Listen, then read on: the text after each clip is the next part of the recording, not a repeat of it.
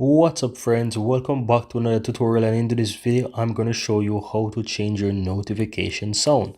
So go ahead and do a swipe up on your Android phone or Samsung Galaxy phone and find settings. Then you basically want to tap on sounds and vibration here. Then you will find the notification sound in the option here, so you can tap on that. And from here you'll find a bunch of different options. Now the one that is currently blue with the radio button, that's the one that you're currently using.